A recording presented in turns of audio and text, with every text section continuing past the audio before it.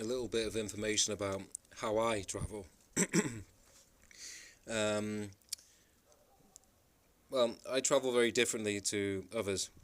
I travel with zero safety net, literally zero funding, zero anything really. I just get on with it and do it.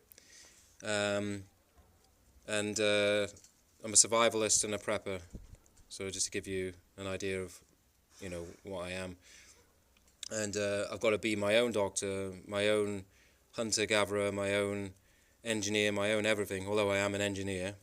Um, so you got to teach yourself like endless skills to be able to survive because there's no one that will help you.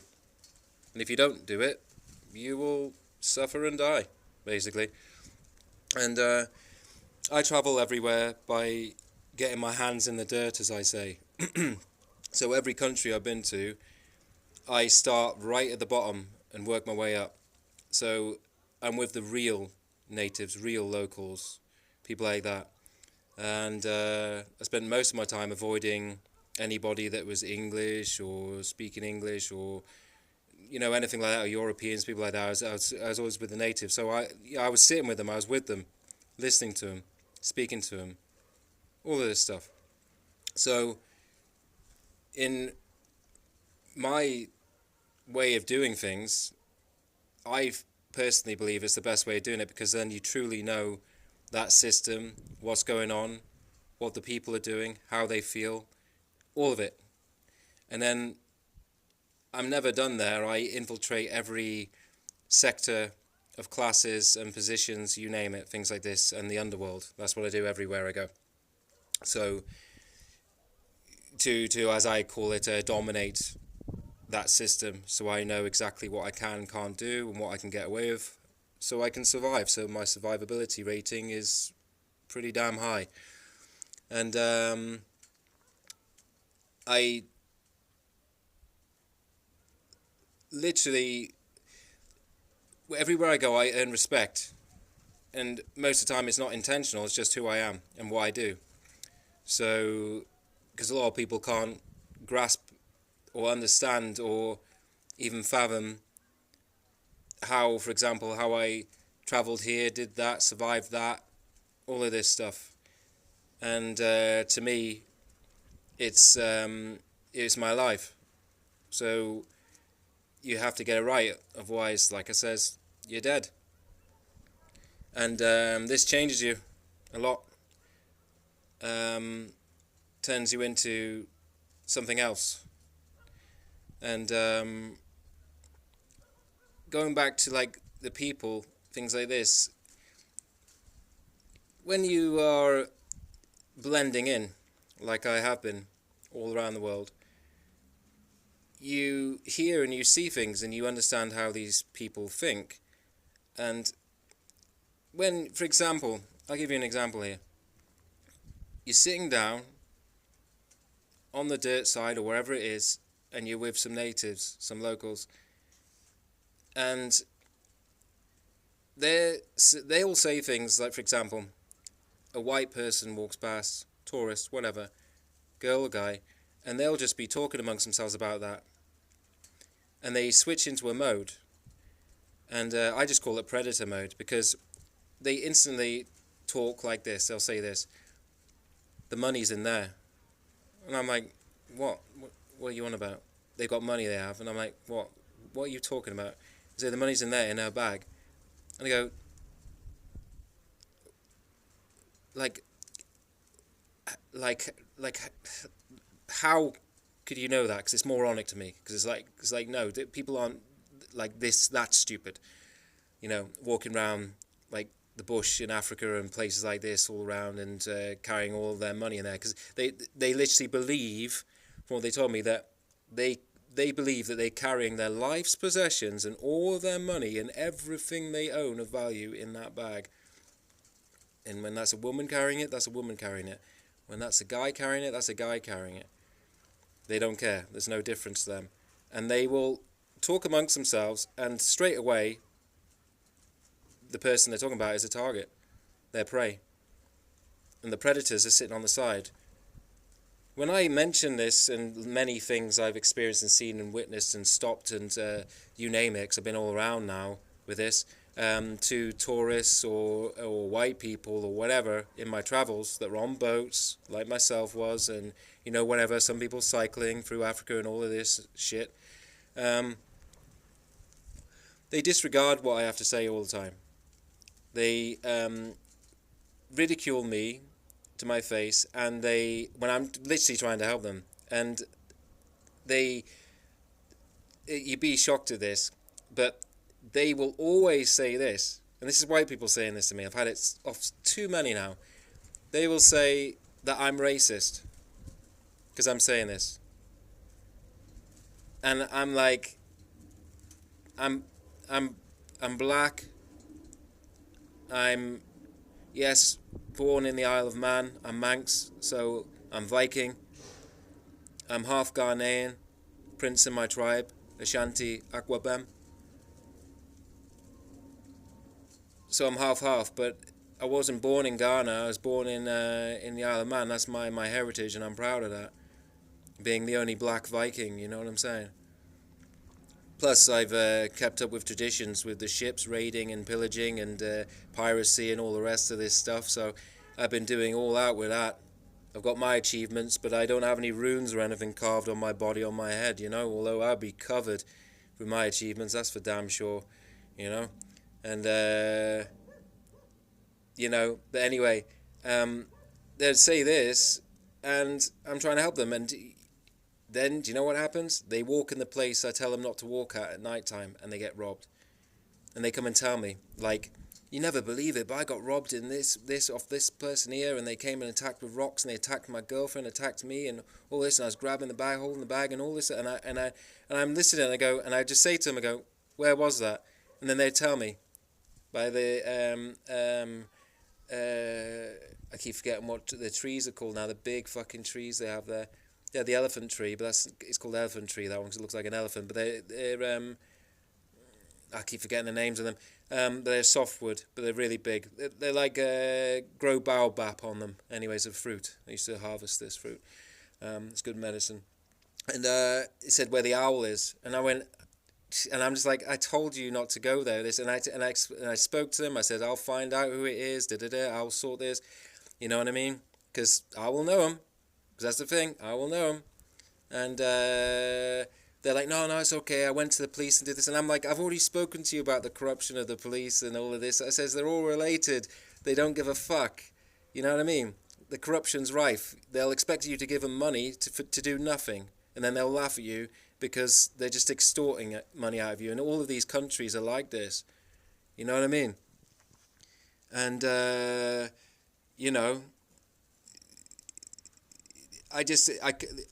even with my girlfriend present, and she was living with me alongside me, and I told her it's not bachelor pad. This is fucking dangerous. If you fuck up, you're dead. And she still chose to come with me, and she's hard as nails. I'm really proud of her. Now she's bouncing around the world, around the Pacific side, doing what I used to do and that.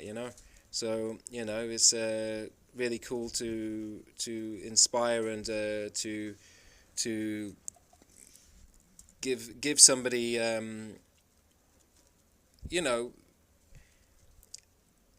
like guidance and training and all this lot. 'Cause I trained her in like lots of different martial arts with weapons, concealed weapon, you name it, unarmed. Because I've got my own style of martial arts. I do. It's more or less a freestyle because there's too many things to actually to list here. And obviously weapons control and experience, because I am a weapons specialist when it comes to stuff. Demolition specialist too. Things like this when I was in the Royal Engineers, but I got a lot of my arms training and things like this as a child, because I had I think I bought my first pistol, which is a Webley Tempest, when I was, I think it was like 8 years old or something like this. Can't remember now. My father bought me that. So, and I was always a good shot, you see. So I was the only guy in the army. Everybody was all excited. Oh, I can't wait to do the range and start shooting also. And I was the only guy going, you'll be fucking sick of it. And they're like, what? And I go, because it's just going to be cleaning rifles that aren't yours, cleaning, and half the time you're not even going to be shooting the fucking things. I used to have so many guns and rifles and shotguns and machine guns and fucking all sorts, and I've sold them, given them away, all sorts of stuff now, because I find them a pain in the ass, to be honest. Don't get me wrong, I love them, I'm really good with them, all of this shit, but I just find them just an unnecessary maintenance constantly, because even if you don't use them, you've got to keep cleaning it and maintaining it and oiling it up and all of this shit, and yeah, it's like that. Although they are super useful, because I did a lot of hunting, things like this, but I went off like when I'm traveling around the world, things like this, hunting and surviving like this. So, I was hunting like bushmeat or most things like this. I was even doing bow fishing and stuff. I converted my compound bow into this. Hunting crocodiles. They're easy to catch. There's loads around me in Gambia on my island when I was on my boat. Loads of them. What else was there? Wild pigs, things like this. Wild boars, hogs, things like this. From the desert to jungles, shit like that, So, and obviously fishing, spear fishing, shit like that. I've done all of this sort of stuff. It's a good skill, but I taught myself with all of this shit. Like, near enough everything I do and I've done. Because like I said, I don't believe in teachers. I believe somebody can show you something, and then it's you that teaches yourself. So you're your own teacher. That's what I kept saying to my girlfriend too. She believes me and understands me with that too. Like I said to her, I showed her many things, many things, for good reason. So if I die or anything happens to me, she can take control and survive and control the ship, survive, all of that shit, because that's how I prepped her and prepped myself, things like this. So I've got these, I always build in redundancies, just in case something fails, then there's automatically endless solutions at the end of the day. So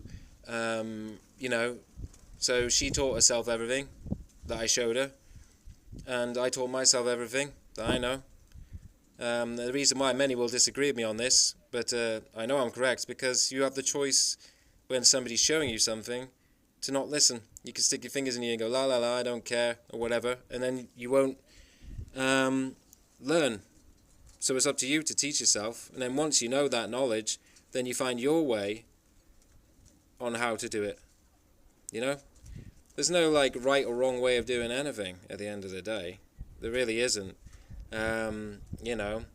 When for example, when I was I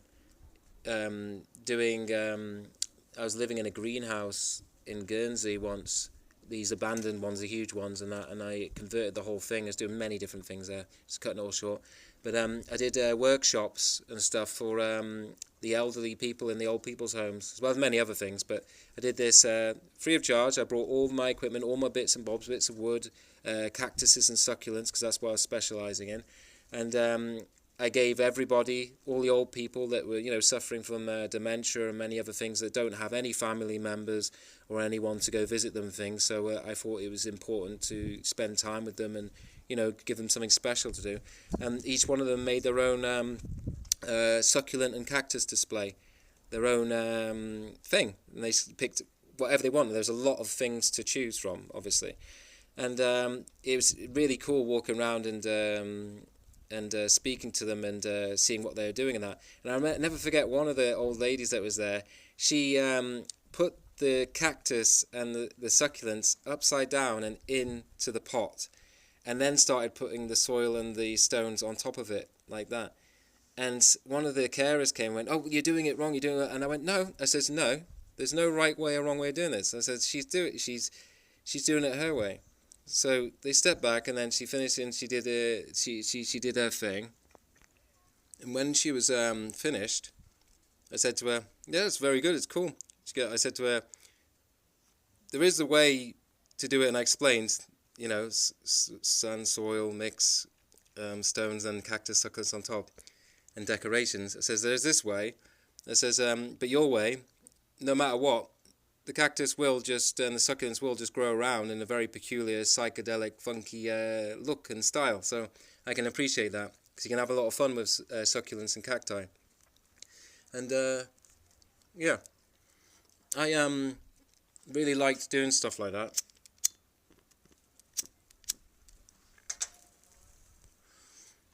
And yes, going back to the predators, yeah, they sit there, and I say to people, I go, people that go on holiday, walk around the towns, cities, whatever, villages, whatever, even in their home turf, where they think they're safe. And they think they're safe, they're oblivious, they're blind, because they're prey. That's what they are. They're just classed as prey. They have no idea that predators are in the darkness, in the shadows, when it's busy as anything, and they're there, they're watching and they're scoping with their eyes, and they're sitting there. That's what they're doing, watching, hunting. And they get you. They see you before you see them, if you're not aware of this stuff. And then they've got their entourages of people or gangs around here and there to alert them, to signal, all this stuff, to jump you, to get you, follow you home, things like this.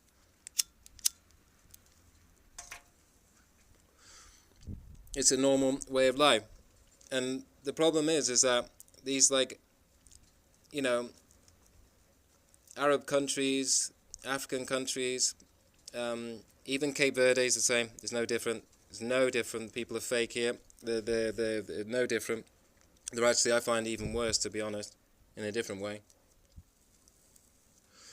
They just all believe the same thing, no matter who tries to correct them. I've tried correcting them on this by saying how stupid it is, like how they think and how they believe that, you know, every tourist is full of money, basically, like a piñata. You hit it and money falls out, kind of shit. It's extremely dangerous way of thinking and dangerous for the visitors, so to speak, or the civilians that aren't aware, the prey, so to speak, because they're oblivious to this. And then they disagree with people like myself, saying that everybody's nice and everyone's lovely and it's all this lot, peace and love, and it's not. And then you get people attacked with knives, because that's what they use, and machetes. That's what they use as a standard. They'll use sticks, things like this. They'll use rocks always. That's what they do, and they're in gangs. That's how they operate. I've got first-hand experience in many things like this. My body is full of scars. My head, all sorts of things like this.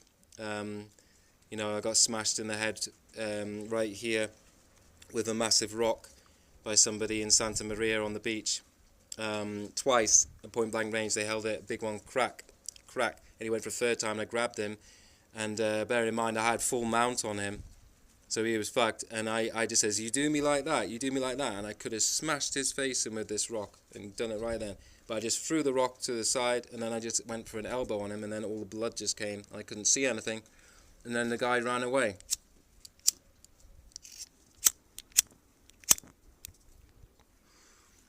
That's how they fight.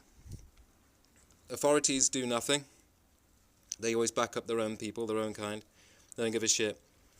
And, you know, and according to tourists and people like that, this island's safe in Sal, in Cape Verde. It's not. Like I said, I've dominated every area here. I know everyone knows me. I'm very notorious on this island. But I've not lost a single fight once in my life. Not yet. I've had a lot of street fights now, and I'm just getting too damn old for this. Many always get that twisted because they think I'm actually looking for trouble or whatever. No, I'm minding my own business. People just think that they can try and rob me, and they realise they can't. People disrespect me and then try and attack me, and I just drop them down, and they use rocks, things, shit like this. And knives, guns, shit like that. And they always run away. That's what they do. One thing I found out in my travels is not one of them can fight. They don't fight like, you know, like mano a mano or unarmed, they automatically go for a rock or whatever weapon they have at hand. That's how it is, you know.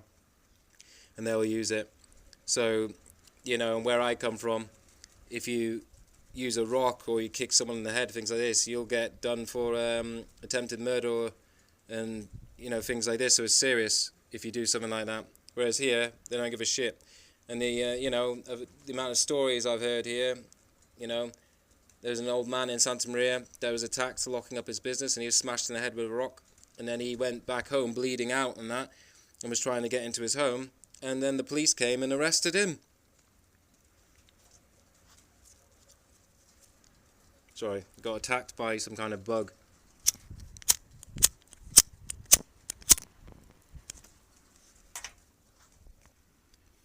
You know, I've seen elderly, like women from England and stuff here on holiday and things like that, and they've been beaten by the police and thrown in the back of the wagon. Not in the traditional sense like a normal police car. It's an open back, all steel around. They drive like maniacs, just smashing you off the sides and things. You know, so nobody's safe, white, black, whatever. And they operate through a colour chart. So it depends how dark you are to how much you get beaten. If you're really dark skin, they'll beat the shit out of you. If you're lighter skin, they go a little bit easier, depending. For me, I'm a bit unique because I'm clearly, like, to them, European, but I'm not. But European, because of how I speak and all of that. I'm not from here. But I'm black. So this means that they can get away with doing a lot of horrible things to me. As some kind of personal vengeance, I guess, against European culture or whatever it is that goes through their head. Because they are xenophobic here and racist. Despite wanting to take all of your money. And, yeah, I will leave it at that.